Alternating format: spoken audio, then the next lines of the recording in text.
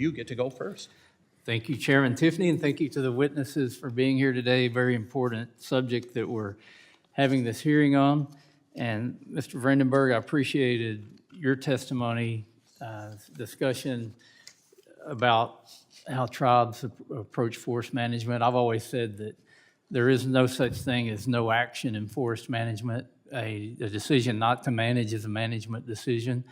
And we've seen the results of those bad management decisions across the country. Can you talk a little bit further about how this isn't a mutually exclusive proposition, that you either have good environmental stewardship or you have a healthy economy, but how actually having environmental conservation stewardship plays into having a better economy and how that plays out on tribal lands? What a relief you didn't ask me to calculate basal area. We can talk about that if you want. I know. Tribes manage, tribal management is more outcome-based.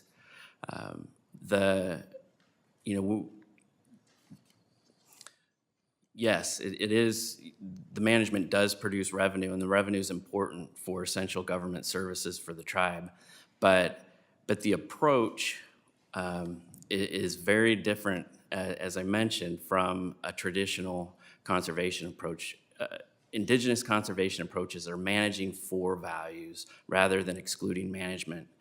The outcome, for example, at Cow Creek, our water quality standard is clean, cold water leaving the reservation.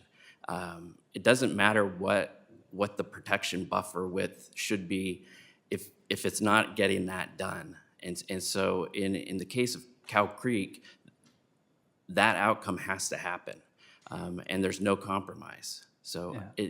And I see that across Indian country when we visit other tribes. And I know you testified on the Senate hearing on the Fix Our Forest Act and had some suggestions on how to improve some of the provisions in the Fix Our Forest Act. Would you care to explain on those ideas and how FOFA is actually complementary to the authorities in the Forest Act? Yeah, there's just, the Forest Service has really talented, smart, caring people, but the bureaucracy has grown over the years to a crippling tipping point that it now takes years to accomplish a categorical exclusion, and those small categorical exclusions don't allow us to address the mountains of problems that we're facing to address the wildfire crisis. Mm-hmm. Mr. Desatil, good to see you. Thank you for being here again. The Forest Act contains provision that expands pilots for tribal biomass and tribal biochar projects. What environmental and economic benefits would there be for tribes for increasing the use of biomass and biochar? Thank you, Chairman Westerman. Great to see you again. I think there's two opportunities there. One, from a risk management perspective, by finding and developing markets for those two products, it gives an economically viable way to get that material out of the woods. It reduces field loadings that would reduce the future impacts of fires.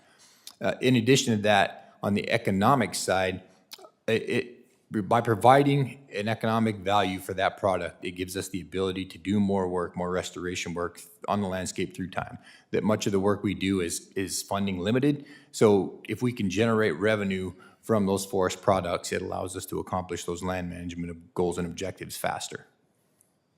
Yeah, and Ms. Clark, had I been here to give my opening statement, which I apologize for, I would have talked about how for millennia tribes managed the forest, and they were in great shape until European settlers came along and overcut and stopped burning and really messed things up, to put it in a nice way.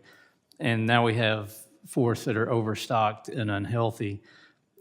And tribes are bearing the brunt of the poor management, but let's talk about how we can get back to better management and how the Forest Act can help return safe and beneficial thinning and burning to our forest.